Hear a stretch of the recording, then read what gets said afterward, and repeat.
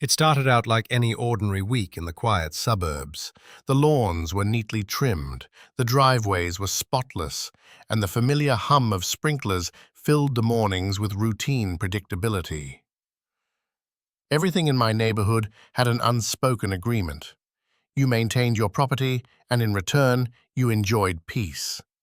But for me, that peace was shattered in the most unusual way, by trash that wasn't even mine. At first it was subtle. A single bag appeared near the corner of my yard, resting awkwardly against the mailbox. I assumed it must have been misplaced or blown over by the wind, so I picked it up, tied it tight, and placed it in my own garbage bin. I thought nothing more of it. After all, these things happen. But the following week, two more bags appeared, not just tossed near the street, but deliberately dropped across my freshly cut grass. One of them had spilled open, releasing an unpleasant mix of food scraps, plastic wrappers, and crushed soda cans. The smell lingered for days, no matter how many times I washed the area down. Soon, the pattern became impossible to ignore. Every few days, new bags showed up, some torn, some leaking, and always in the same spot on my yard. The worst part was that the mess wasn't random litter from strangers passing by.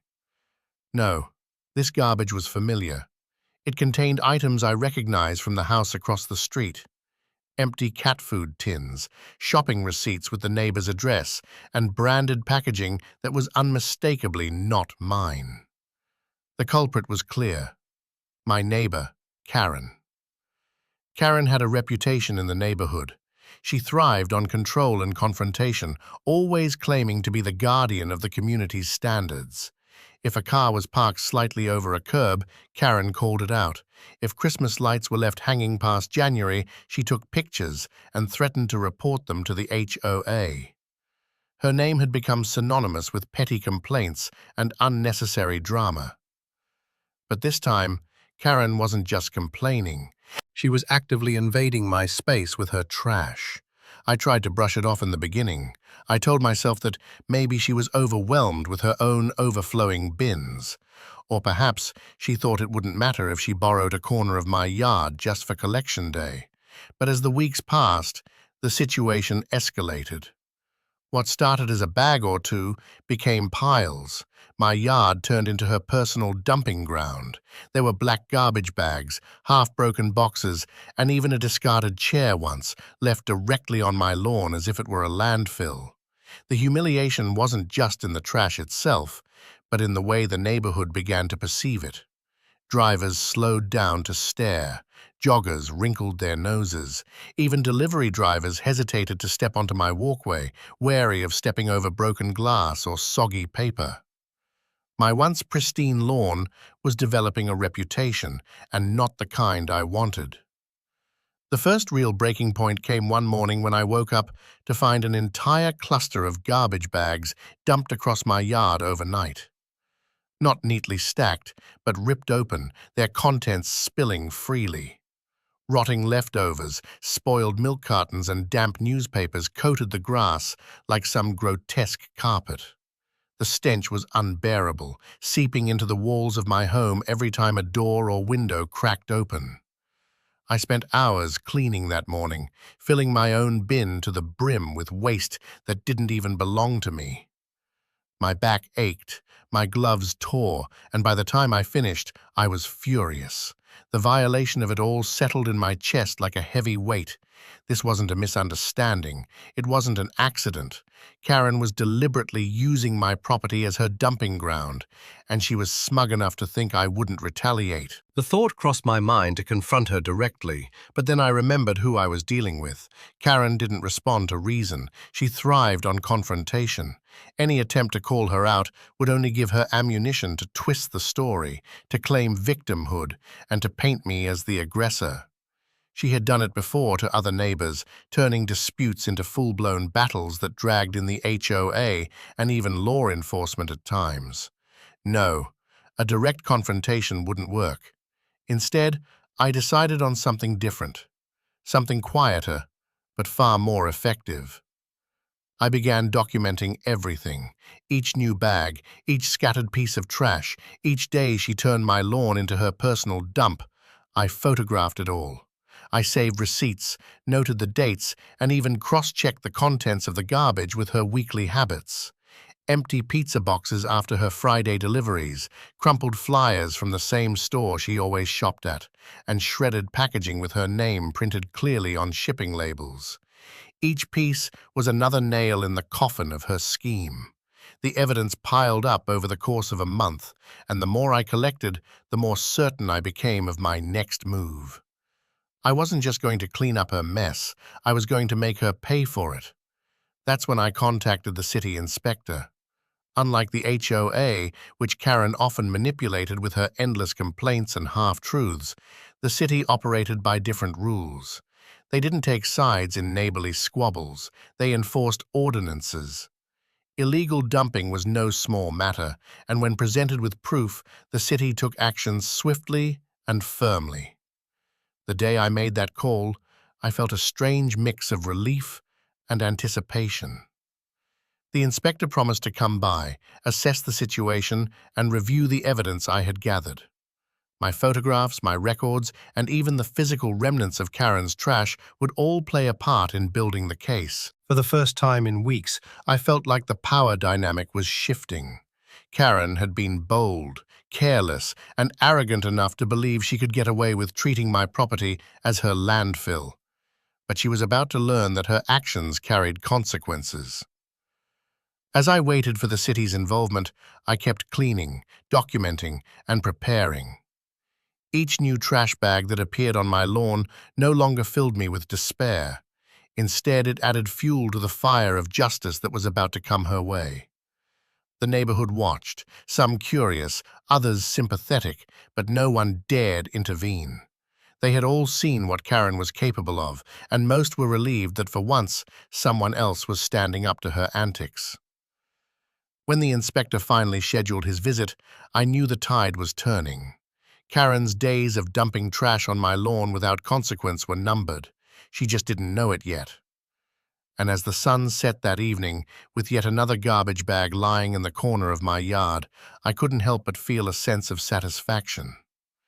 The trap was set, the evidence was airtight, and Karen had unknowingly written her own downfall, one trash bag at a time.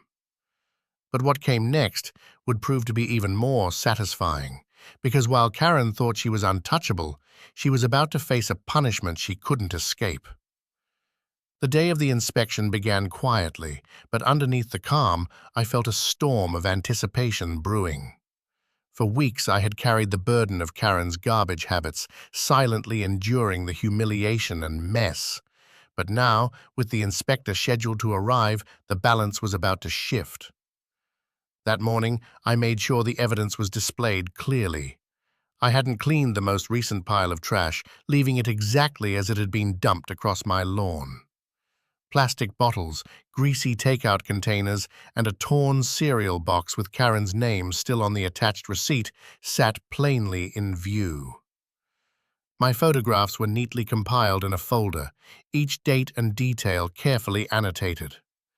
Every step I had taken to document her actions was about to pay off. When the inspector's truck pulled up, I watched discreetly from my porch. He was methodical from the very beginning, stepping out with a clipboard and camera in hand.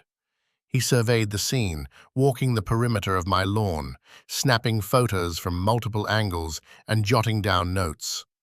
The seriousness on his face told me everything I needed to know. This wasn't going to be dismissed as some minor neighborhood disagreement. This was a violation, and a costly one at that. Karen, of course, couldn't resist getting involved. The moment she noticed the inspector across the street, she emerged from her house, arms crossed, her expression sharp with irritation. She tried to project authority, marching over with that familiar confidence that had intimidated so many of our neighbors before. But what Karen didn't expect was how little sway she had here. With the HOA, she had power. With her constant complaints, threats, and faux concern for neighborhood standards, she had built a reputation for being the self-appointed enforcer. But with the city inspector, Her words carried no weight. He didn't know her history, and he didn't care about her reputation. He was there for the facts, and the facts were piled across my lawn in black plastic bags. The inspector listened to her briefly, letting her ramble about how I was probably exaggerating or mixing up trash from the street. But when he pulled out one of the bags and pointed to a receipt with her address printed clearly on it, Karen's voice faltered. For the first time, her composure cracked. She stammered, searching for excuses, but each explanation grew weaker as the evidence mounted against her. I stood silently nearby, watching her unravel. The inspector flipped through the folder I provided, nodding as he examined the photographs. The timeline was undeniable, week after week of bags appearing, with consistent proof tying them back to her. By the time he finished reviewing, the decision was obvious. Illegal dumping wasn't just a neighborhood nuisance. It was a violation of city codes, and the fines for such behavior weren't cheap. When the inspector informed Karen that she would be receiving a citation, the look on her face was unforgettable. The shock rippled through her like a physical blow. She had expected perhaps to talk her way out of it, to convince him that I was overreacting or fabricating. But instead, she was confronted with cold, hard facts and the undeniable truth that her own trash had betrayed her. The fine wasn't minor either. The inspector explained that each instance of dumping could be treated as a separate violation, and given the documentation, there was more than enough to justify multiple counts. The total cost would be steep, and it was only the beginning. If she continued, the penalties would escalate, and the city could even pursue more serious actions. Karen's reaction was a mix of outrage and disbelief. She gestured wildly, her voice rising in anger, but the inspector remained unmoved. He calmly explained the process, handed her the citation paperwork, and warned her that any future violations would be monitored closely. He even took an extra moment to advise me to keep documenting in case she attempted to retaliate. The confrontation left Karen visibly shaken. She stormed back to her house, clutching the paperwork, her face flushed with humiliation. For once, her authority had been stripped away, and she had no one to blame but herself. As the inspector departed, I felt a surge of vindication. Weeks of enduring her disrespect had finally paid off. The city had taken my side, not because of favoritism, but because the truth was undeniable. Karen had crossed the line, and she was finally being held accountable. But the real satisfaction wasn't just in seeing her fined. It was in the way the neighborhood reacted. Word spread quickly, as it always does in small communities. Neighbors who had once stayed quiet about Karen's antics began to whisper openly. They exchanged knowing glances, their voices carrying subtle tones of relief and even amusement. Karen, the self-appointed enforcer of rules, had been caught breaking them in the most blatant way possible. For days afterward, I noticed subtle changes in her behavior. The trash bags stopped appearing on my lawn. Her usual routine of pacing the street, searching for violations to report, slowed down. She kept her head lower, avoiding eye contact whenever possible. The fine had struck her pride as much as her wallet. But even as things began to improve, I knew Karen too well to believe it was truly over. She wasn't the type to accept defeat gracefully. No, Karen was the kind of neighbor who simmered with resentment, waiting for the right opportunity to claw back at anyone who embarrassed her. And sure enough, the signs of retaliation soon began to appear. It started with small inconveniences. My garbage bins were mysteriously tipped over on collection days, spilling their contents into the street. Flyers and junk mail that weren't mine began appearing in my mailbox, clearly placed there deliberately. My car, parked neatly in my driveway, had faint scratches across the side one morning, too precise to be accidental. None of these actions were enough to prove anything outright, but the pattern was clear. Karen was angry, and her anger was focused squarely on me. The fine had wounded her pride, and now she was determined to get revenge in her own subtle, spiteful ways. Still, what Karen didn't realize was that her retaliation only strengthened my case. Every petty act of sabotage, every suspicious incident, was another piece of evidence I quietly documented. The inspector had warned me, and I was ready. The situation had shifted into a game of endurance. Karen's attempts to make my life miserable were designed to push me into reacting, to give her an excuse to flip the story and play the victim. But I refused to give her that satisfaction. Instead, I stayed patient, calm, and vigilant, letting her dig her own hole, deeper with every act of spite. The trash on my lawn might have stopped, but the war between us was far from over, and as much as Karen believed she still had control, she had no idea that her actions were leading her toward an even harsher downfall, because while she thought she could outsmart me with petty sabotage, the city was still watching. The inspector had made it clear. One more violation and the consequences would escalate. Karen was playing with fire, and she didn't even realize how close she was to being burned. Karen's retaliation began as a steady drizzle, but it wasn't long before it grew into a storm. At first, it was the tipped garbage bins, the scattered flyers, the faint scratches on my car.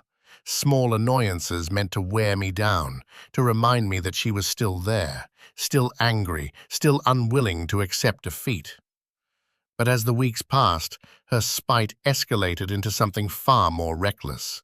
It started with the trash returning, not in the bold piles dumped openly on my lawn, but in sneakier ways. A single bag appeared one night, hidden behind my hedge where it wasn't immediately noticeable. Another time, I found loose scraps stuffed beneath my porch steps, as though she had crept across the yard under cover of darkness just to leave her mark. It was childish, petty, and beneath any reasonable adult, but Karen thrived on petty. Each new incident was another entry in my growing collection of evidence. The inspector's words echoed in my mind. Keep documenting. So I did. Every tipped bin, every misplaced piece of mail, every suspicious smear of trash was photographed, time-stamped, and recorded. It became less of a burden and more of a strategy. I wasn't reacting out of frustration anymore. I was patiently gathering proof, brick by brick, building the case that would ultimately collapse her false sense of control. The neighborhood noticed too.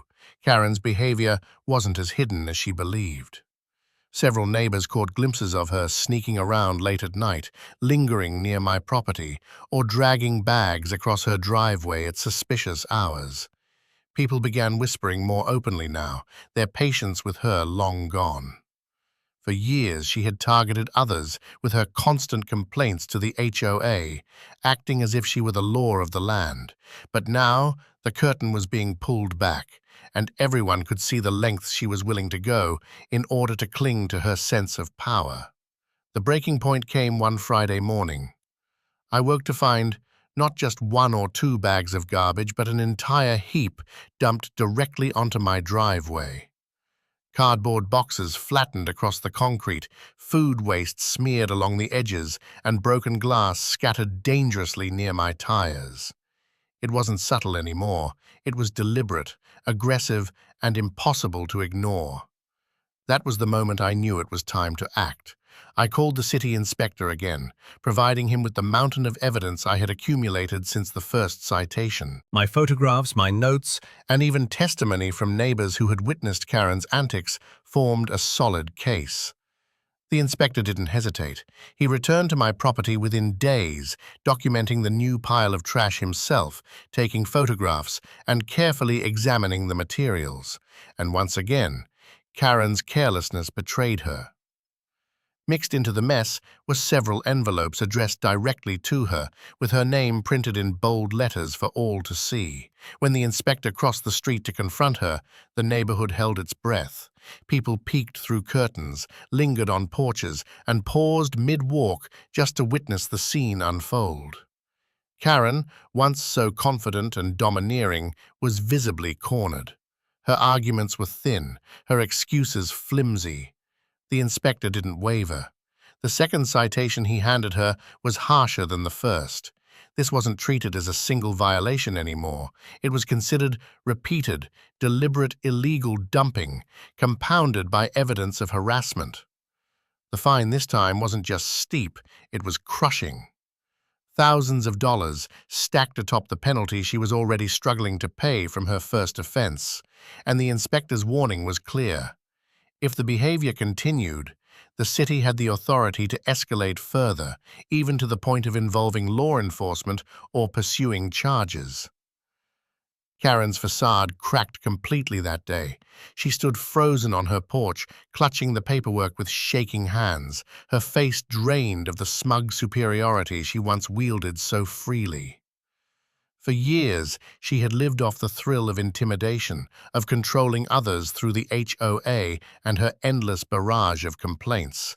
But now, stripped of her power, she was left exposed, her reputation in tatters. The neighborhood, once silent in fear of her wrath, began to turn against her openly. Conversations shifted from whispered frustrations to outright condemnation.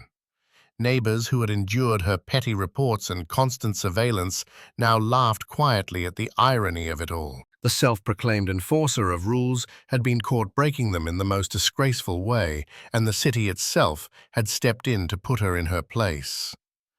For me, the victory was sweet, not only because the trash finally stopped, but because of the lasting change it created. My lawn returned to its original state, clean, green, and free of garbage. The stares from passers-by turned from judgment to admiration. Neighbors who once avoided the drama now approached me with nods of approval, some even offering their thanks for finally standing up to Karen in a way no one else had dared. But perhaps the greatest satisfaction came from knowing that I had beaten her without stooping to her level. I hadn't yelled, I hadn't confronted her directly, and I hadn't retaliated with pettiness. I had simply let the truth speak for itself, let the evidence build its own case, and allowed the system to do what it was designed to do. And in the end, that approach had delivered a punishment far greater than anything I could have orchestrated on my own. Karen's downfall was complete. The fines drained her, the embarrassment silenced her, and the respect she once demanded evaporated overnight. She no longer prowled the streets, clipboard in hand, looking for violations to report to the HOA. Instead, she kept to herself, blinds drawn, her presence fading into the background. The transformation was almost surreal. For years, she had been the loudest voice in the neighborhood, the constant thorn in everyone's side. But after the city's intervention, she became a shadow of her former self, quieter, smaller, and stripped of the authority she had once clung to so tightly. And as for me, I finally reclaimed the peace I had longed for from the very beginning. My home was no longer a dumping ground, no longer a target of Karen's misplaced rage. It was once again a sanctuary, free of garbage and drama. The story of Karen's trash became a kind of legend in the neighborhood. People shared it with newcomers, shaking their heads in disbelief at the audacity of it all. And each time the tale was told, the ending carried the same message. Karen had tried to dump her problems on someone else's lawn, but in the end, she was the one who paid the price. Justice hadn't just been served, it had been delivered in a way that left no room for doubt. Karen had been exposed, fined, and humbled. And while she might never admit her guilt out loud, the silence that followed spoke louder than any words ever could. As I stood on my porch one quiet evening, the sun setting over a spotless lawn, I realized something important. Karen's downfall wasn't just about trash or about me. It was about standing up to the kind of person who thrives on fear and control, and proving that even the loudest bully can be brought down with patience, persistence, and a little help from the city. Karen had dumped her garbage on my lawn, but in the end, she was the one left cleaning up the mess of her own making.